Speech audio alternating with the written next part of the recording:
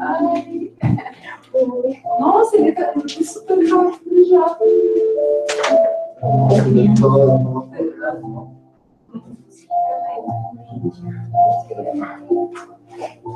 Já fica minha amiguinha. É menina. Ai, menina! Nossa, mas você já tá de 2 semanas? Tô. Eu vou fazer 2 semanas agora quarta. Uau! Rapidinho. Nossa, muito rápido. Ai, agora eu tô fazendo. 25 de julho. Minha irmã é 26. Eu sou dia 30. Eu tinha 20. Todo mundo. Virginia. Não, então não, leão. Finha é leão. A partir do dia 22. Pode ser canceriano. Sim, canceriano ou leão.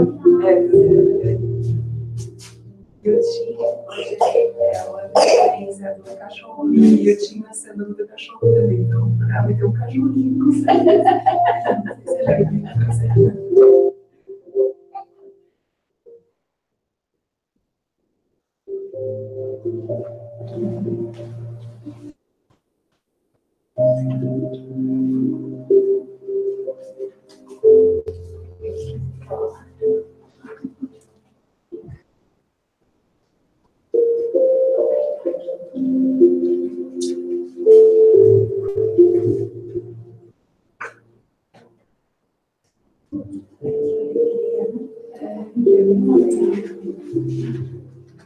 Não prestar tudo bem.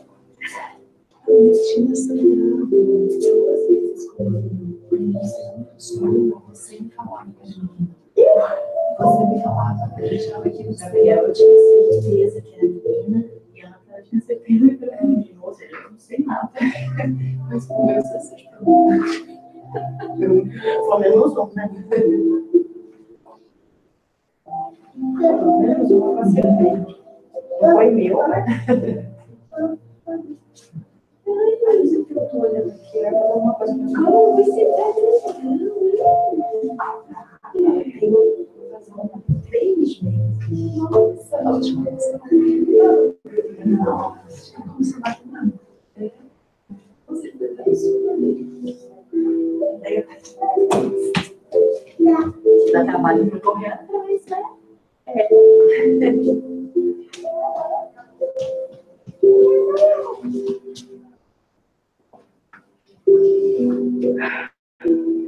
Bom, eu sou CEO e a gente tem bastante conteúdo. Então, vamos começar.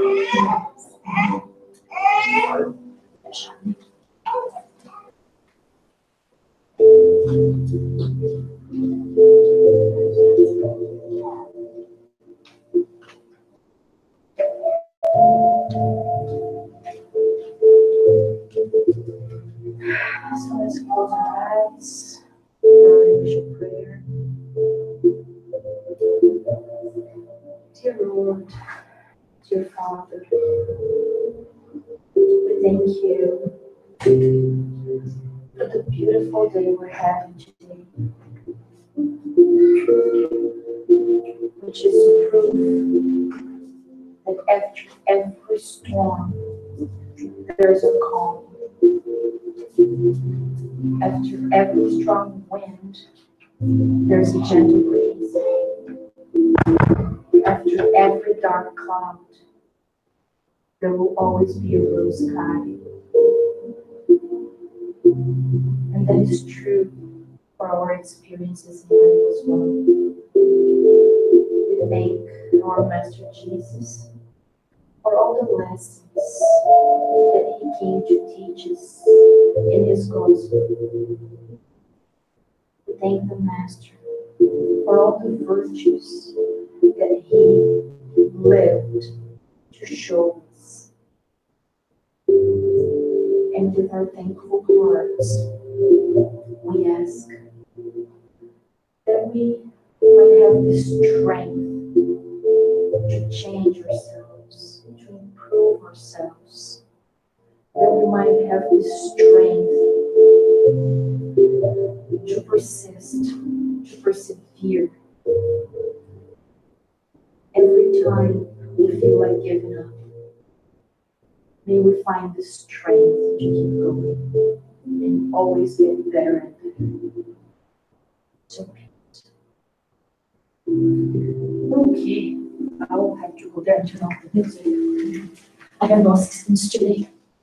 If I can help you. I don't even know where it is. Oh, there.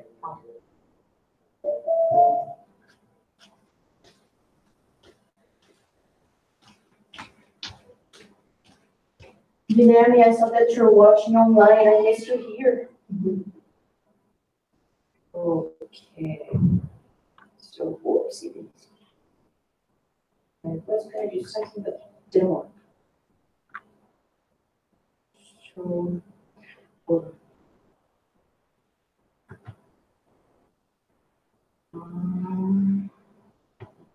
and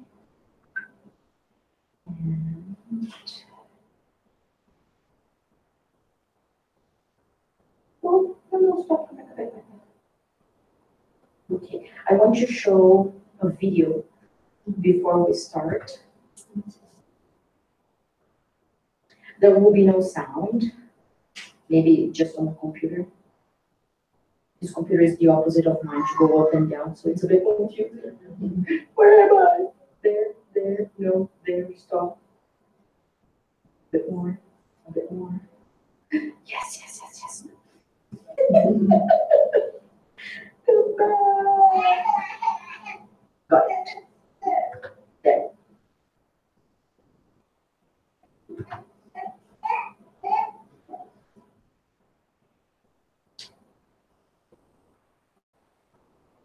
Oh.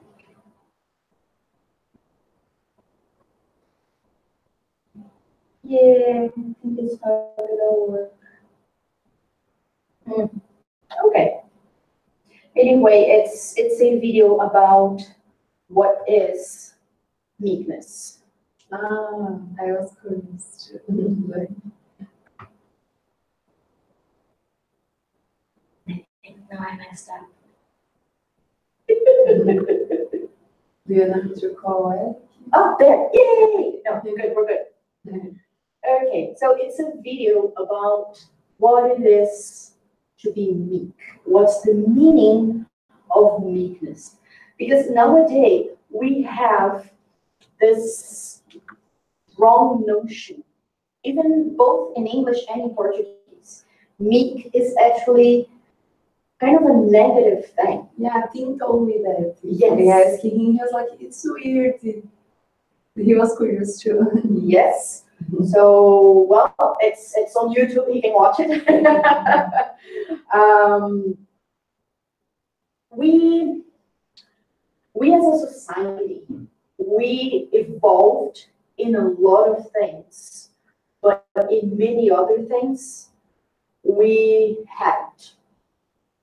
And meekness, and it has a bad connotation in Portuguese as well. Manso, mansidão. We actually using some pretty bad expressions in Portuguese. I'm not going to repeat here, but when someone is cheated, like boyfriend or girlfriend cheats, we call them whatever, manso.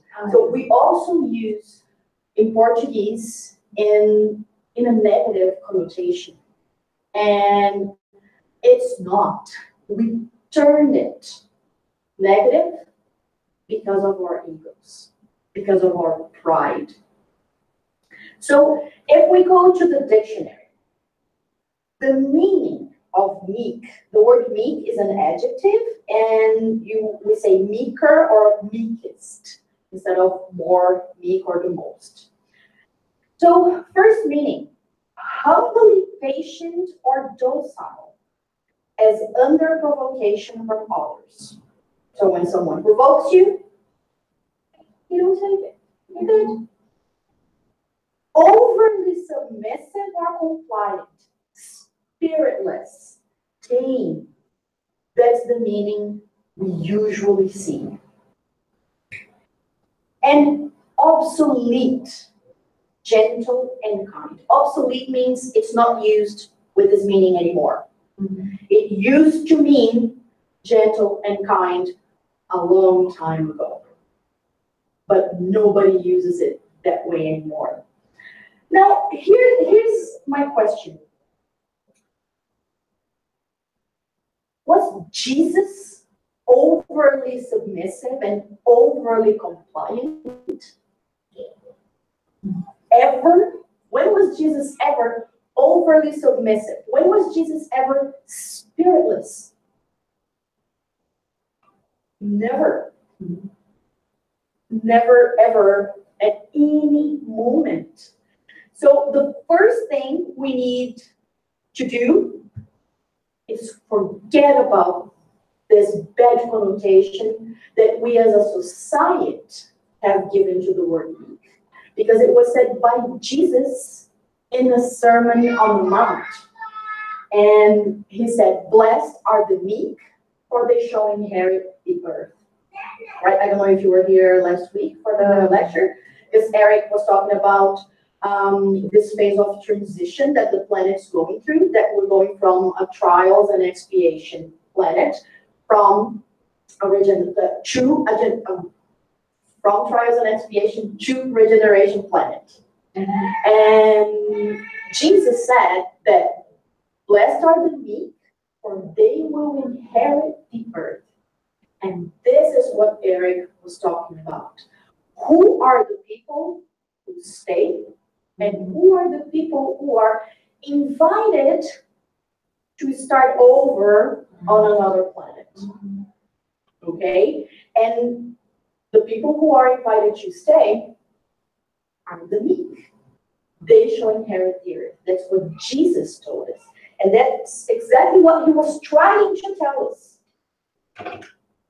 That our pride is not going to take us anywhere. Well, actually it is. It's going to take us somewhere else, not here. Okay? So Jesus was never over compliant. He was never spiritless. He was the strongest spirit that ever incarnated on earth. So we are going to talk more about why meek became bad. But let's keep going.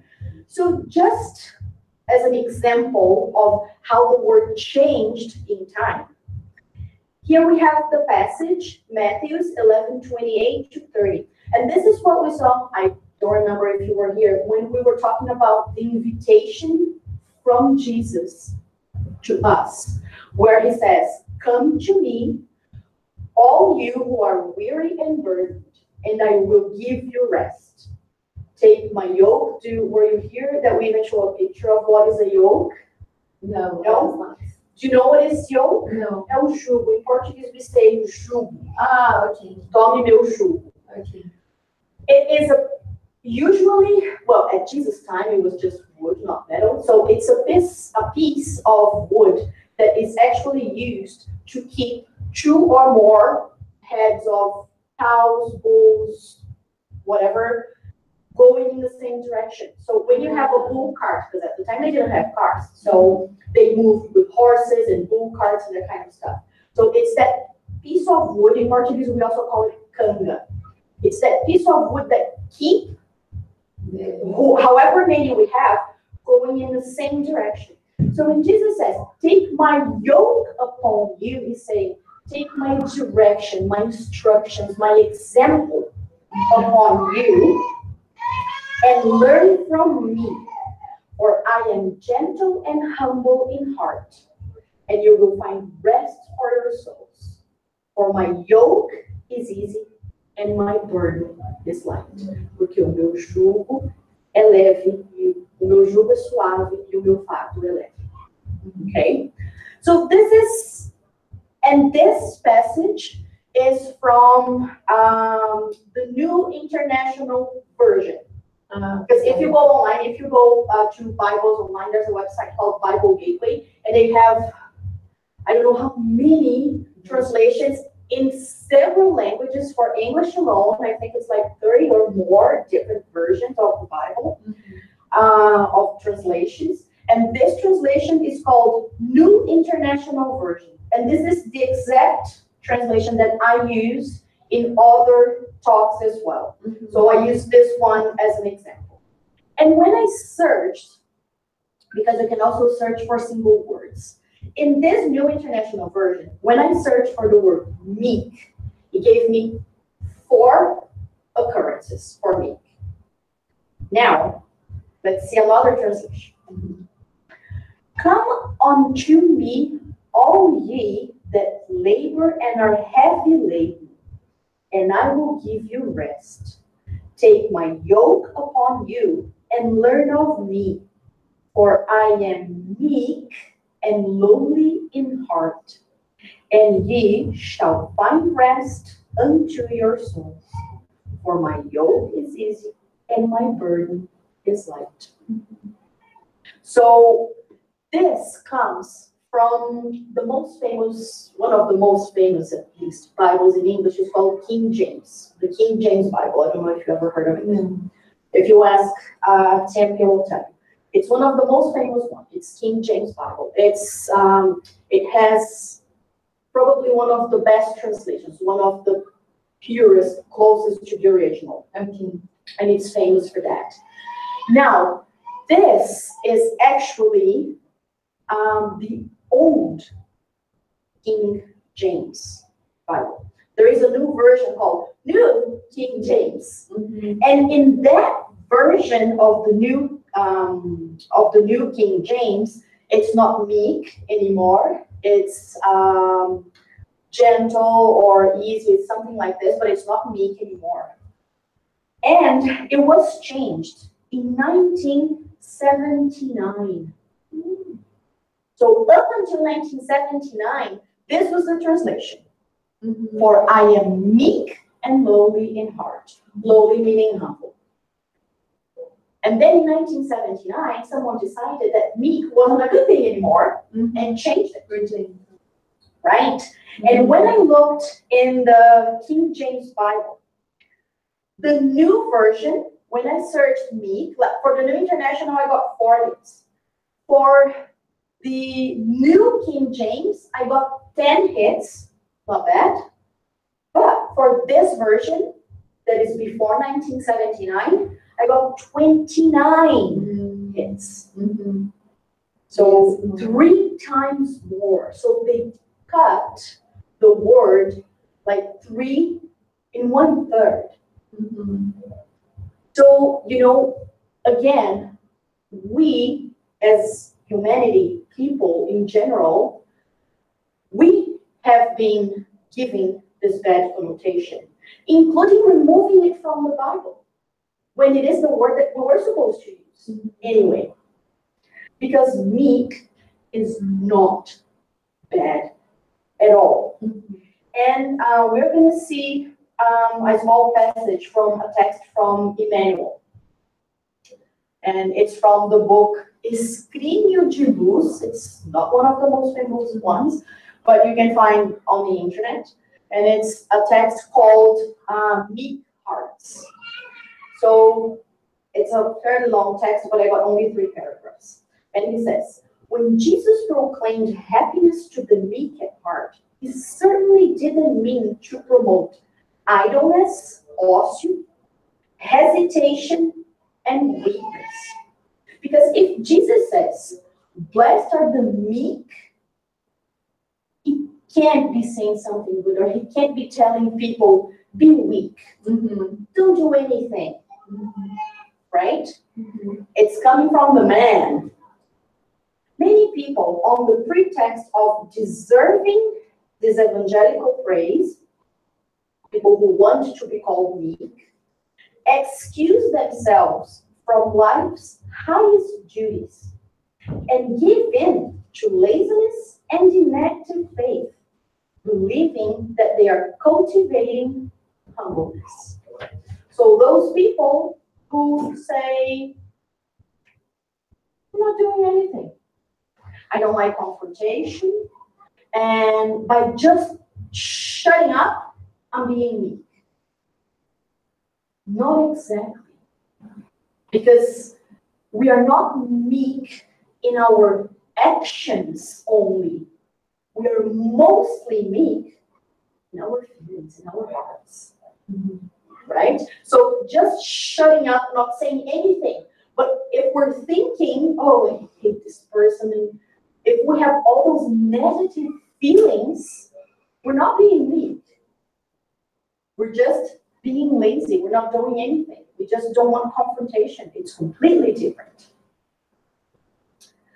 The master wished to highlight well-balanced souls, understanding men and people of goodwill, who understanding the value of time, know how to sow, plantar, goodness, and wait for the harvest, without desperation and without violence. So what Jesus was talking about, he was talking about people in balance.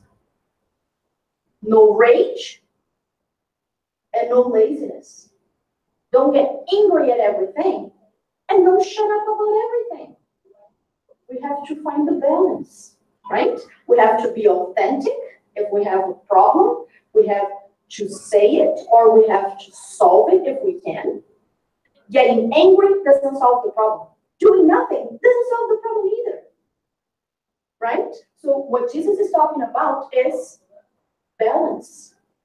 Finding the right balance. Okay, and then we go to another passage in the Bible, and I just noticed that my animation is not working. Yeah. So Matthew 21, chapter 2, 21 to 22.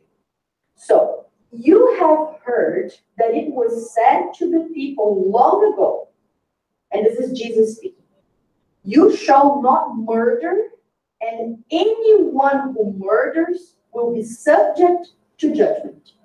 Okay, so this is Jesus speaking to the Jewish people. And then Jesus continues, but I tell you that anyone who is angry with a brother or sister will be subject to judgment. So in 21, he's talking about murder. So anyone who murders will be subject to judgment. Right? Sounds fair. Should be. But then he says, anyone who is angry with a brother or sister will be subject to judgment. Hey, I didn't murder, I'm just angry. But Jesus says, still subject to judgment. Again, anyone who says to a brother or sister, Haka, is answerable to the court. And anyone who says you fool will be in danger of the fire of hell. That's Haka? Yeah. Good. It's a word in Aramaic, I believe. And it was at the time of Jesus. It was like a horrible word. It was like calling someone a name. It was a person of low life, bad life. And it was said, Haka, and then people would spit and turn their face. So it's like, you are despicable. You're so low and little, and I'm so much better than you are. That's the idea. And you fool here is the same idea as you crazy, meaning I totally disagree with you. Where did that idea come from? But one very interesting thing that we have to pay attention here is, Jesus says, but I tell you that anyone who is angry with a brother or sister will be subject to judgment. Again, anyone who says to a brother or sister, Haka, is answerable to the court, and anyone who says you're fool will be in danger of the fire of hell. And even on the first one, he says, subject to judgment. Anywhere here, does Jesus says you are already condemned? No. Even for the murder, he says, will be subject to judgment. He doesn't say you are condemned. He says will be in danger of the fire of hell. He doesn't say will go to hell. Mm-hmm. Why? Why do you think?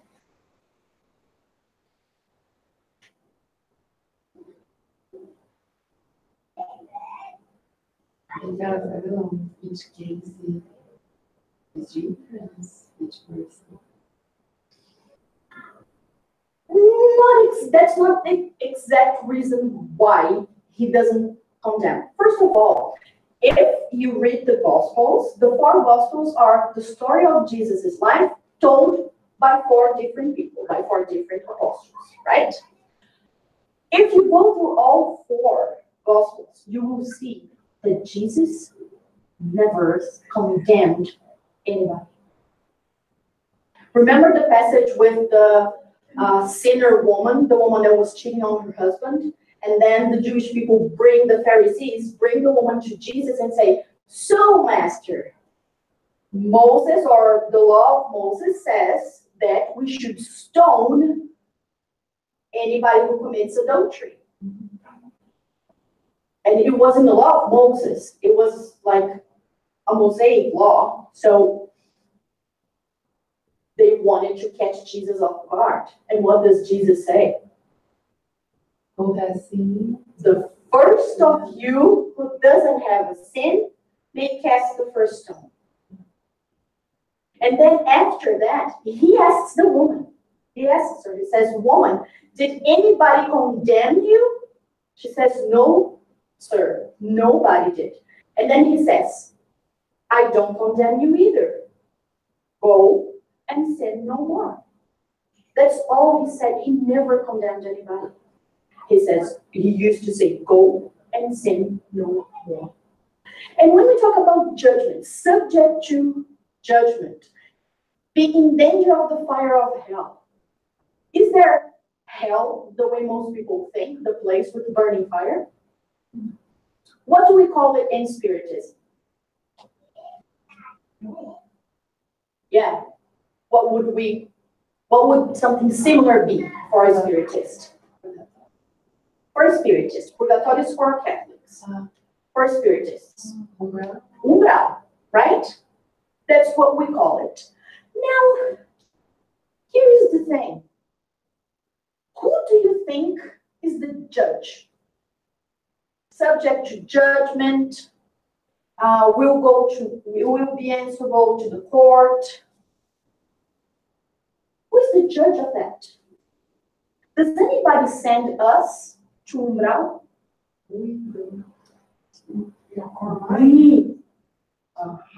Our conscience is our mind, our conscience is our judge. So we are in danger of the fire of hell because when we disincarnate, we will look back at what we did, put it against our conscience, what I did, what I was supposed to do, where do I deserve to go, where should I be? So we are our own judges. That's why Jesus never condemned anybody, because he's nobody's judge. Right? It's very important that we understand this. And then this passage is on the Gospel according to Spiritism, chapter 9. Chapter 9 is blessed are the meek and the peacemakers. Okay? But we're going to read a whole lot from that chapter. So, by these maxims, and they're talking about the passage that we saw before, what Jesus said about murders and being angry. By these maxims, Jesus makes meekness, moderation, docility, affability, and patience the law. Consequently, condemning violence, anger, and all discourteous expressions towards others.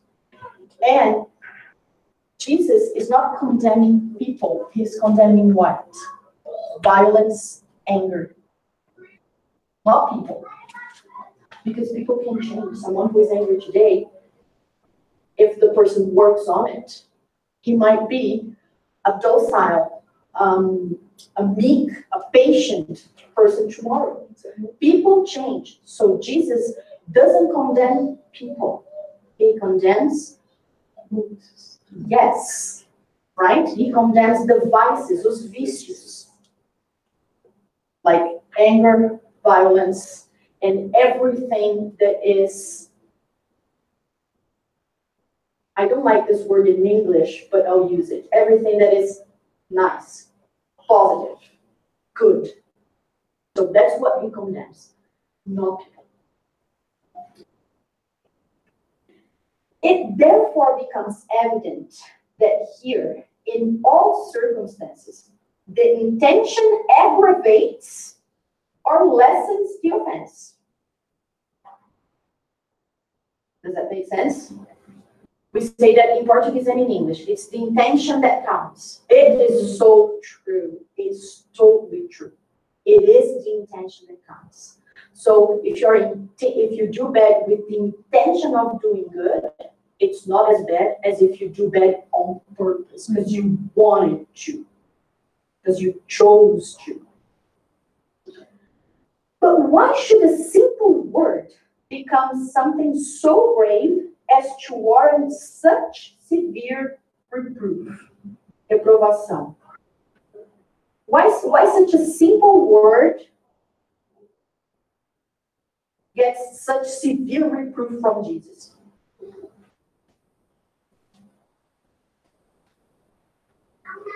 Like haka, for example. If you call somebody haka and spit, why is it so bad? Why calling someone a fool is so bad? It's just a word. We say in Portuguese that the words are powers, the words are always.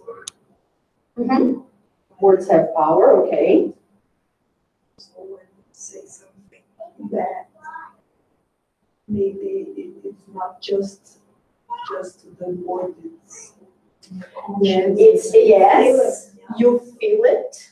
Yeah, you are halfway there. So let's complete the answer. You went halfway to the answer to complete what you said.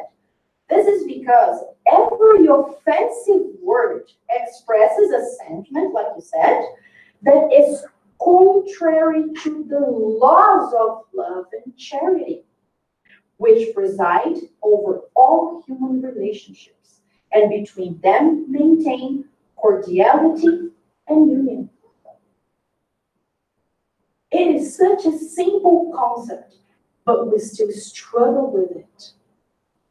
Why is being angry so bad? Because it goes against the law of love and charity, which is the major law of the universe. All the other laws are under the law of love, charity, and justice. So this is why it's so bad. Then continuing, by sustaining hate and animosity, we are undermining reciprocated benevolence and fraternity.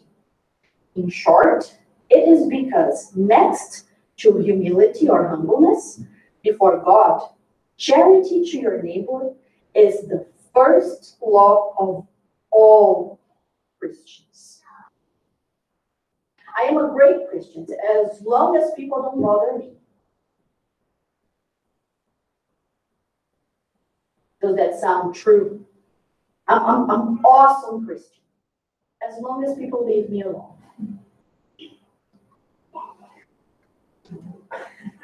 Have you ever heard anybody saying that? Yeah. I'm a very good person as long as people leave me alone. Right? It's very easy to be patient when nobody's testing you. Yeah. It's very easy to be meek when nobody's doing anything to make you angry.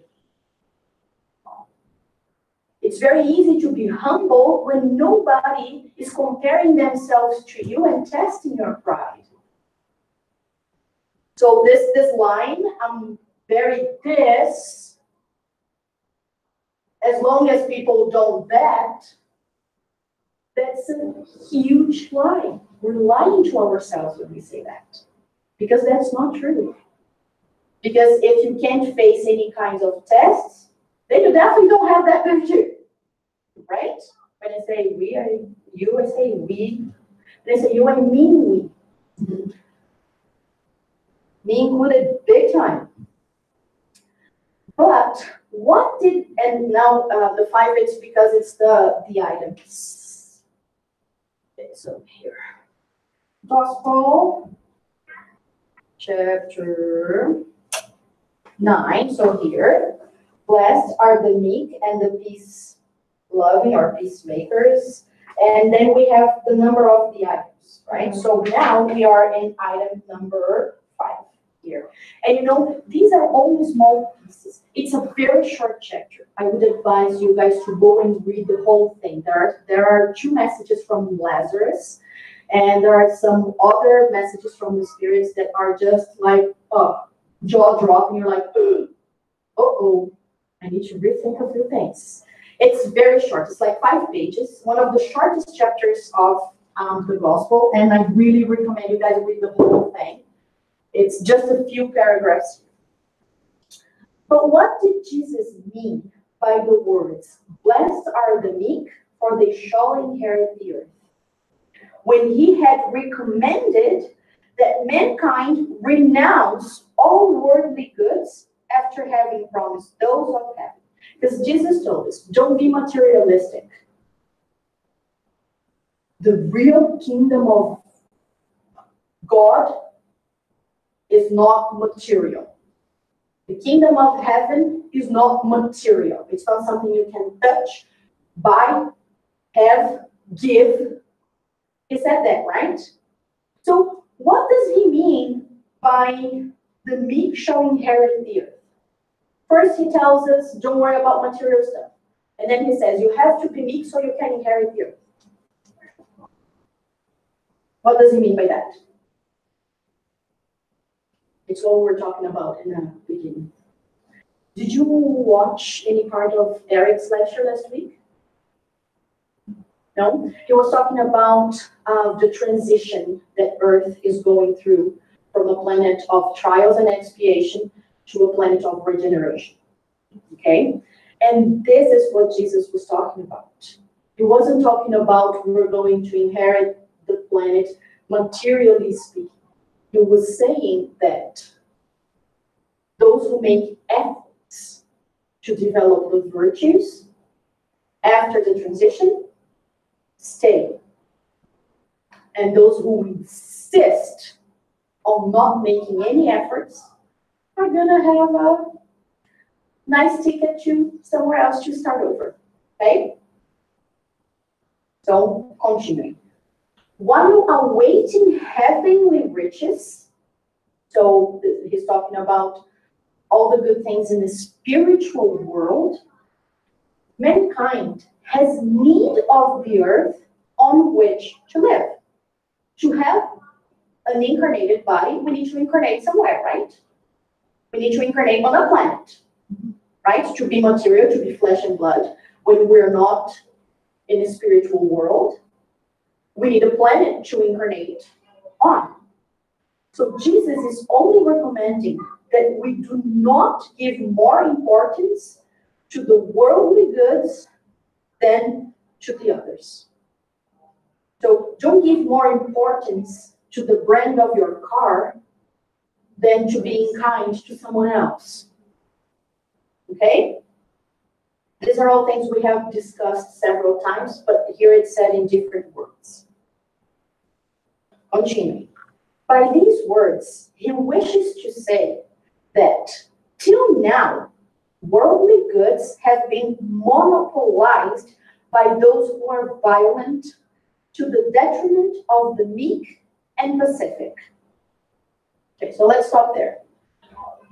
Until now, worldly goods, os bens do mundo, have been monopolized by those who are violent. Does that sound right to you? Mas a gente vê que está melhorando. Mhm. O minimalismo está na moda. Well, let's remember that this was written like more than 150 years ago, right? Yeah. Women had absolutely no rights at the time. They couldn't vote. They had the right to stay home and shut up, basically. So, We had like 15. exactly. We still had a lot of royalty. And even if we think about the Middle Ages, in English, we have an expression in English, survival of the fittest. In Portuguese, I don't know, I think we say o mundo dos fortes, but that's the idea. Whoever is strongest will dominate. It is still like this in many different areas, in different levels. For example, big corporation versus local businesses. So many different levels. We can apply this to a lot of different levels, okay? Until now, the worldly goods have been monopolized by those who are violent to the detriment of the meek and pacific, who frequently lack even the necessities of life, while others have superfluity. And if we look at poor countries, if we look at a few countries in Africa, in Central America, we will see that that's true. Even when we talk about military power, right? How can a country in Central America resist the USA, for example? How can a country in Polynesia resist an invasion, let's say, from North Korea? So these are the levels we're talking about. So it says until now, that's how it's been. And this until now, remember, it's more than 150 years ago. Jesus promises justice will be done on earth as it is in heaven, because the meek will be called God's children. So the idea of the meek will inherit the earth. After we go through the transition, there won't be room for the violent anymore. There won't be room for the ones who want to take it by force. There will only be room for those who are meek, who are peaceful, who actually care about each other and want to share.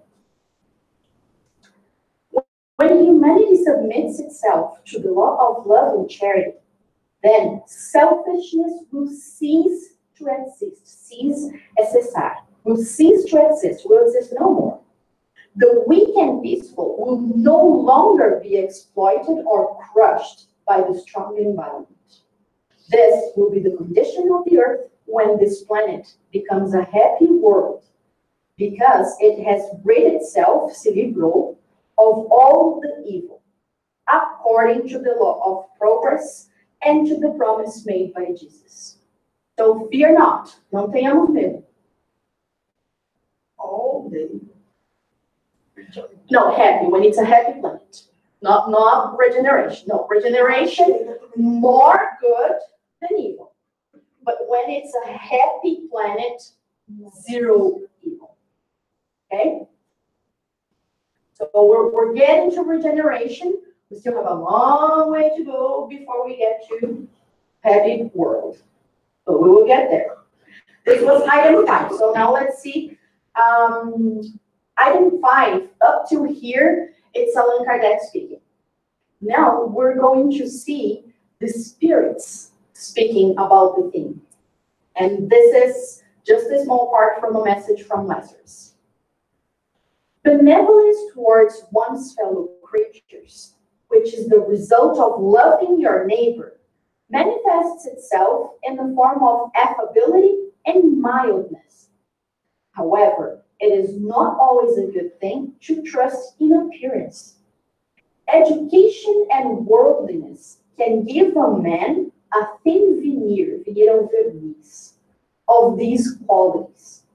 There are many whose feigned is false, not true, fingido, falso, whose feigned good nature is nothing more than an exterior mask like beautiful clothes hiding interior deformities.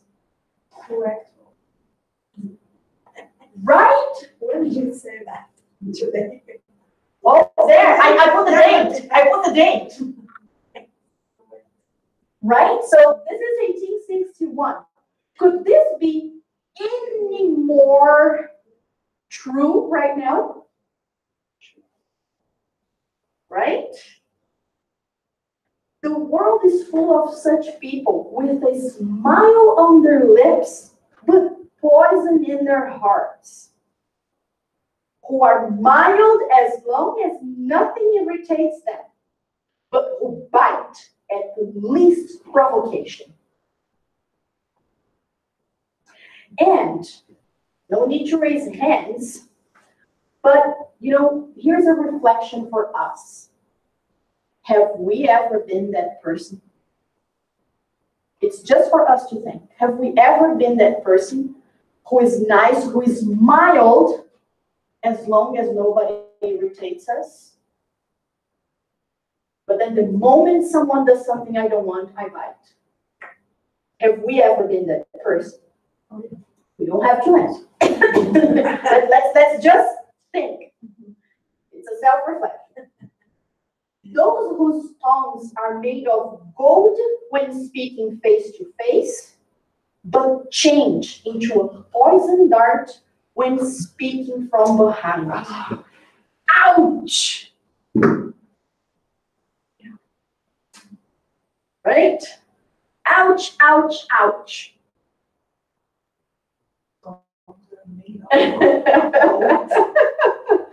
Okay, let me find somewhere to hide. And again, like I said, this is just a small piece. He gives more examples. He talks, for example, about, and again, 160 years ago, you wouldn't think this could be true now, but it is. He talks about the domestic tyrant. In the past, it used to be only men. Nowadays, women as well. Those who outside are super popular, cool, and stuff, but in their own homes, they're tyrants. They demand the family has to obey. They are the boss and everybody shuts up. So the only difference is that at that time, I think it was probably 99% men. Nowadays, we have so many women in that same category as well. Then item 8, still by Lazarus, but 2 years later. The doctrine of Jesus constantly teaches obedience and resignation, true virtues which are companions of mildness and activity. Companions of mildness and activity. What does Lazarus mean here?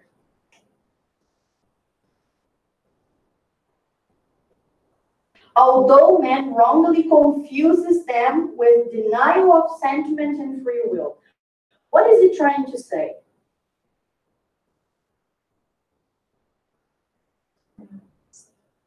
He's trying to say that mildness is inaction. People think mildness is inaction. Mildness is do nothing. Mildness is be someone's doormat so that people can just do this on you. That's what people think it is. But, what did I do? You say omission. Did it turn on? Oh, there. So, but here he says, mildness and activity. Anybody who has ever been annoyed by someone else knows that choosing not to react takes a lot more action than actually reacting. Yes. You need to control your instincts. Right? You need to work a whole lot more to control, to dominate your reactions, your instincts, than just to give in to your instincts. The instincts take over. So it is a lot more work. It takes a lot more activity to choose not to go with your instincts.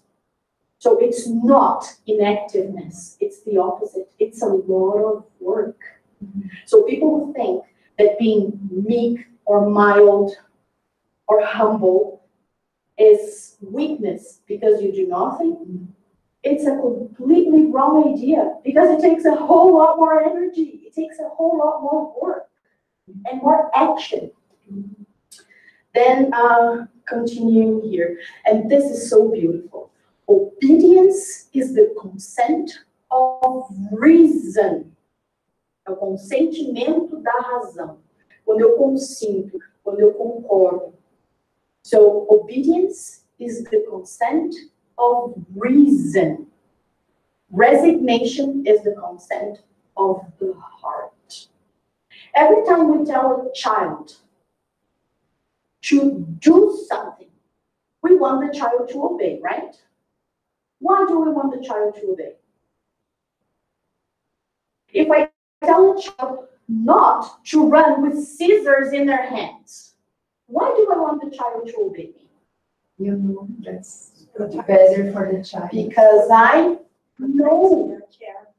Because I know. So obedience is the consent of reason.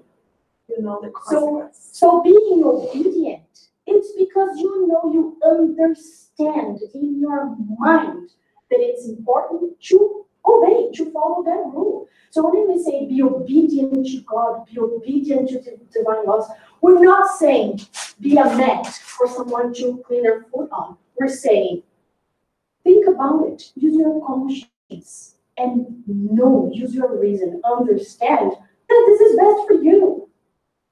It's not just other people who have to obey us, because we know, right? And resignation is the consent of the heart. So it's when we feel that it's best. Our heart knows that it's best to accept something that is good for us. Both are active forces, since they carry the burden which has fallen upon them due to foolish revolt. So revolting is foolish. É besteira. As my grandmother would say, é dois trabalhos. É o de ficar e o de desficar. So rebelling is just foolish. It's wasted time. Because it's just a deviation. Eventually, we'll have to go back to the road. Right? The coward cannot be resigned. Então, o covarde não consegue se resignar. Any more than the prideful and selfish can be obedient. So the coward doesn't have resignation, and the prideful and selfish can't be obedient. How dare someone know more than me? I don't have to obey anybody. I know better. I am better. I know more. So when we have too much pride, it makes us blind to be obedient to what we should. Jesus was the very incarnation of these virtues, which were despised by material antiquity. He came to earth at a time when Roman society was perishing, was dying in the failings of corruption. Anybody who read há 2000 anos knows exactly what he's talking about. He came so that even in the bosom, no peito, of depressed humanity, the triumph of sacrifice and the renouncement of sensuality would shine forth. So he came at a time where the Roman society was so bad that his virtues stood out like crazy. They were like a big, huge neon sign, because the contrast was so big between all the bad thing that was happening to the Roman society and his virtues. This, like 2,000 years ago, could it be any more present? Don't people with virtues really stand out nowadays? Sometimes in a bad way. sometimes people with virtues are hated by those who don't have. A leader said something in a lecture that at first I thought, no, and then I thought about it and was like, whoa, he's right. He said that a true Christian is hated. A true Christian has enemies. Yeah. And it is so true. It is true. People envy that you, like a person that he has they straight to do the right things. Yeah. And they don't. Yeah, the true Christian has enemies. According to him, even if they don't have incarnated enemies, they will have discarnated enemies obsessing them. Like judge and like how to say accept your opinion just Yes. Yes. Yes. 5 minutes, please. Yeah, because we started super late. Okay. 5 minutes. 300 seconds. All right. Yeah. So this is what he's saying. So Jesus was the incarnation of resignation and obedience. And like he stood up. And that's exactly what happens today. People with these virtues, they stand out as well, a lot. So in item 9, it's another spirit who doesn't say his or her name, just as a protecting spirit. But then the spirit says, pride induces you to judge yourselves to be more than you are, and to repel any comparison which might discredit you. So any comparison that will make me be under someone else is not a good comparison. I discredit. That person doesn't know what they're saying, whatever. 1863. You consider yourselves to be so much higher than your fellow men and women, be it in spirit, in social position, or even in personal advantage, that the least parallel irritates and annoys you. What happens then? You give way to anger. 1863. Still hasn't changed. Yeah, in Brazil it's so clear today. Yes, it's a lot more evident. Yeah, it's more than here. Yes, definitely more than here. Yeah. You know, and if you surf a little bit on Facebook, it's like, whoa. Then, item 10, Henneman says, and there's a whole lot more from that protecting spirit, and it is like,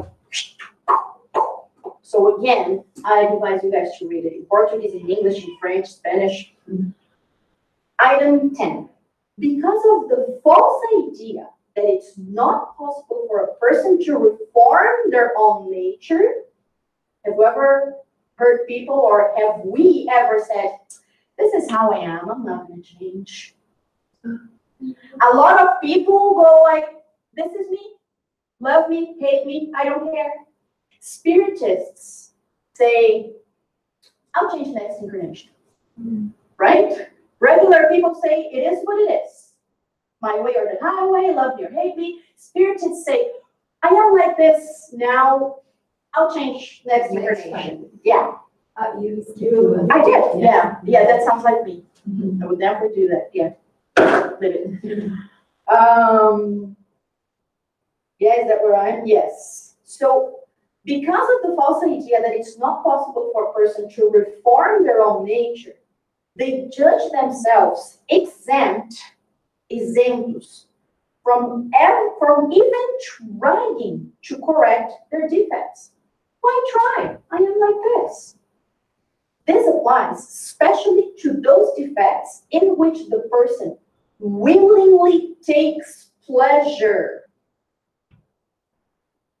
or those which you take a great deal of perseverance to eradicate. The more work it is, the less we want to do it. If it's too much work, just leave it, right? This is why, for example, an individual who is prone to anger almost always finds excuses for his temperament. It's never our fault. It's the person who annoys me. It's the traffic that drives me nuts. It's my children who don't listen to me. It's my boss who's not understanding. They make me angry. I don't get angry. They make me. So we find these excuses, right? It's Sorry. It's okay. Let me help. Okay, so they can show the poster and then we have only 2 more slides. Wow, that was great. Did you help, Maria? Yes? Yeah?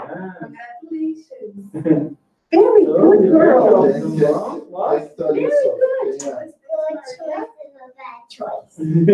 Yeah, meekness is a good choice. Weakness is a bad choice. Yes. Who teach us to be meek and peaceful? Jesus. Yay! Exactly. Awesome. Thank you, guys. Awesome. We just have 2 slides and then we'll do the final project. Okay. So, You want a water? Okay, vamos lá, só chamar. Let's wait. Okay. So, man only remains bound by vices because he so desires. Does that make sense? We only stay angry if we want to stay angry. We only stay prideful if we want to stay prideful. Because it can be changed. It's not true that we can't change. So we only remain attached to a vice, a vício egóico, if we choose to. Because we can't change it. Those who really wish to liberate themselves can always achieve this end. If it were not so, then the law of progress would not be able to exist. Saying that we can't change is denying the law of progress, because the law of progress says that we will get to perfection.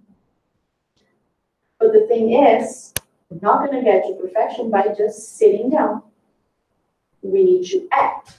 We need to change. We only stay angry if we want to.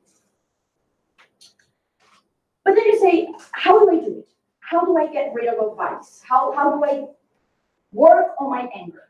How do I liberate myself from this? There's no magic. It's not a light that you turn on and off. Good, I'm done. Today I decided I'm going to be me. Yeah, that's it. That's impossible. That doesn't happen. It's not magic. It's not an overnight thing. It takes years and years and years and years that you get that. A change that happens too suddenly is not a real change. It's a mask that we put on. So there are several techniques, there are several ways. I'm just going to show you one here in 1 minute. We actually want to develop meekness throughout the month. We're going to have 4 Sundays. So we're going to develop throughout the month. So today was just an introduction to what is meekness. And it's not the negative connotation that we give to it both in Portuguese and English. It's something good and great. So this is just a quick idea until next week that we can start working on it. And then we're going to talk about more techniques and ways that we can do it. So every time we try to bend a divine law, for example, getting angry is bending or is breaking the law of love and charity. So when we break a law, we have a conflict. We get angry, we say things we shouldn't, we do things we shouldn't. So how do I try and stop it? First thing, I need to realize that I broke the law of love and charity. I realized I got angry with something or someone.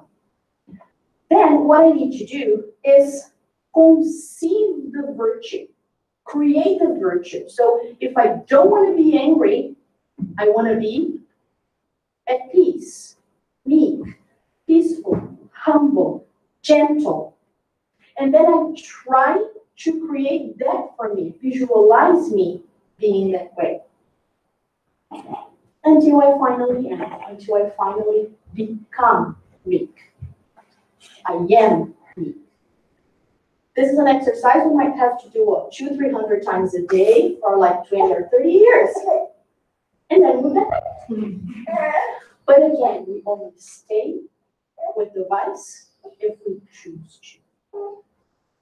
We can and will change at some point. The sooner we choose to change, the less pain and the less suffering we will have. Any questions or comments? No? Okay, so let's do our final prayer. Dear Jesus, our Master, we are eternally thankful to you for all the lessons you gave us. Not only in your speeches, not only on the Sermon on the Mount, but mostly by the examples, by the way you lived. We ask, Master, that we may be able to gather the strength to motivate our change.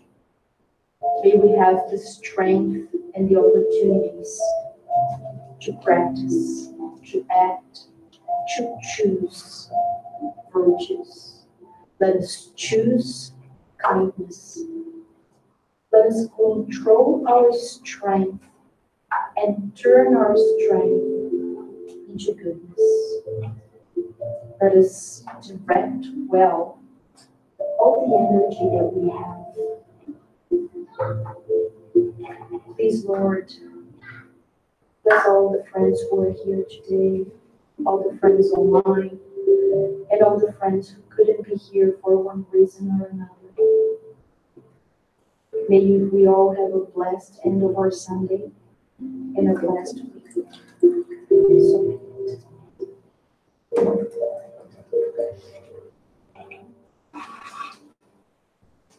Deixa eu pegar a luz aqui. yes.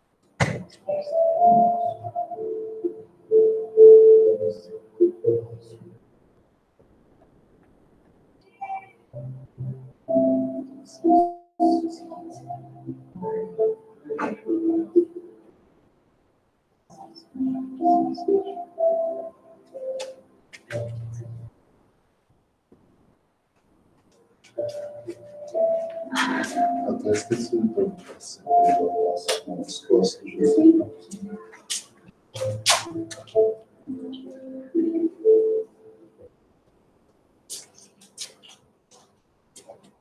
Você fica então no almoço? Sim, vou ficar. A gente tem bastante gente aí que não come peixe, eu tirei O peixe, peixe, tacos. substitui pela carne. Mas eu não sei se você vai ficar. Eu acho que vai, mas ele disse que já almoçou e também tem de nudos, que não tem queijo, não tem nada. Não, tem de carne e Também. amarela. Isso não teve jogo, não teve nada. Eu tive outras coisinhas, mas enjoo, que eu acho que é a parte mais chata que fala, Eu enjoei dos dois, os 9 meses. O Gabriel, os 9 meses, não só para ver sinais. não, os 9 meses. Ai, Eu tinha nojo de comida, eu comia por obrigação. O é. Gabriel, quando ele nasceu, eu estava pesando 1 pound a menos do que eu já descobri que eu estava grávida. Meu Eu Deus! perdi peso do Gabriel. Gente! E a Ana Clara, eu engordei acho que 3 ou 4 pounds. Meu Deus! Porque no começo da gravidez eu perdi muito tempo. Eu não parei de comer. Mas eu não tinha nada pra eu vou fora. Mas eu não comia nada pra fora. Não. Eu não nada. Mas nenhuma durante vez, a nenhuma vez eu pus nada pra fora. Não conseguia comer. O cheiro de comida me dava ânsia, eu não queria ficar perto de comida. Aí dos dois eu tive diabetes de 3. E aí eu tive que, né, tipo, redesign a dieta